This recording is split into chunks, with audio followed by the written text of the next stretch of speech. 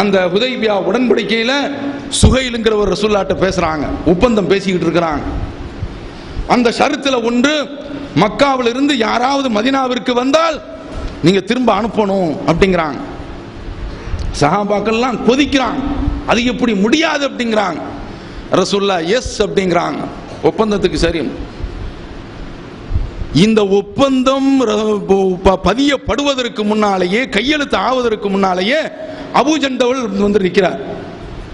அடிச்சு அவருடைய உடலெல்லாம் காயப்பட்டு சித்திரவதை செய்யப்பட்டு வந்து அப்படி நிற்கிறார். அவர் ரசூலுல்லாஹ் சொல்றாங்க, அவர் வந்திருக்காரு, நமக்கு ஒப்பந்தம் ஒன்றும் கையெழுத்தால பேசிக்கிட்டு தான் இருக்கிறோம், அவரை எங்கள்கிட்ட விட்டுருங்க. அப்ப சுஹைல் சொல்றாரு, அதெல்லாம் நடக்காது, அவரை இப்போதே எங்கள்கிட்ட திரும்ப தந்தாரணும். அடிச்சுக்கிட்டு இருக்காங்க, சித்திரவதை செய்யறான் மக்கா காஃபியர்கள், எங்கள்கிட்ட திரும்ப தந்தாரணும்.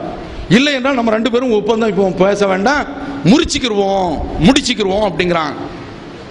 அவர் ரசூலுல்லாஹ் சரி அப்படின்னு சொல்லிட்டாங்க. சரி, அவரை எடுத்துக்கங்க அப்படிங்கிறாங்க. அவர் சொல்றாரு, உரத்து இலல் முஷ்ரிக்கீன், நான் முஷ்ரிக்கீனோடு இப்படி திரும்ப அனுப்பப்படணுமா, என்ன பாருங்க அப்படின்னு சொன்ன சஹாபாக்கள்லாம் உடைஞ்சு போயிட்டாங்க. ரசூலுல்லாஹ்வுக்கு இரக்கம் இல்லை என்று கிடையாது, அவங்களும் மனசு சங்கடப்படுறாங்க. ஆனா ஒப்பந்தம் முறிஞ்சு போகுது. ஒப்பந்தம் இது வரைக்கும் அந்த நிபந்தனை, இது இப்படி வந்து மக்காவில் இருந்து வந்தால் திரும்ப அனுப்பப்படணுங்கிற முடிவு இன்னும் முடியல. ஆனா அதுக்குள்ள அவர் திரும்ப கேட்கிறாரு, ஒப்பந்தத்தை பேசிக்கிட்டு இருக்கிறாரு. அவர் யாரு? தகப்பன். அடி வாங்கிட்டு வந்து நிக்கிறாரு. அவர் யாரு? இந்த சுஹைலுடைய மகன் அபூ ஜந்தல். தகப்ப மகன் தான். மகனை அடிக்க அடிக்க பார்த்துக்கிட்டு இருக்காரு இவரு. மகன் இஸ்லாத்தை ஏற்றுக்கொண்டாருங்கிற பாவம் புரிகிறதா? அப்ப அதனால இவ்வளவு பெரிய அந்த சூழல்ல அவர் ரசூலுல்லாஹ் நீ அங்க போ அப்படின்னு சொல்லி திரும்ப அனுப்புறாங்க.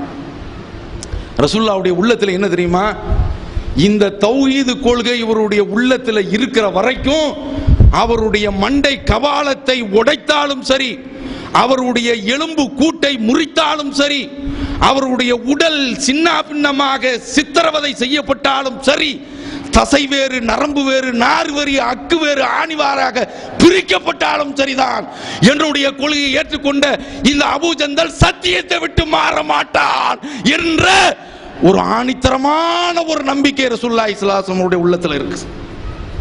அபூ ஜந்தல் நீடிச்சாரு, அடிக்கப்பட்டாரு, அந்த சித்திரவதை செய்யப்பட்டாரு, திரும்ப அனுப்பப்பட்டு அங்க சோதனைக்கு உள்ளாக்கப்பட்டாரு. இதெல்லாம் நீங்க பார்க்கணும்.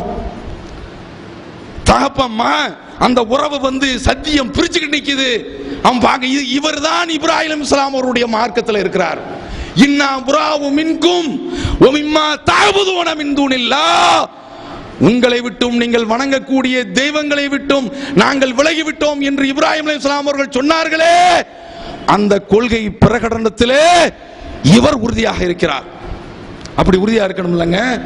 ஒரு அற்ப பெருநாள்ல நம்ம இழந்து விடுகின்றோமே, அற்ப பெருநாள்ல நம்மை நாம ஏமாற்றிக் கொள்கின்றோமே, தடம் புரண்டு விடுகின்றோமே, பாதை மாறி விடுகின்றோமே, போதைக்கு உள்ளாகி விடுகின்றோமே.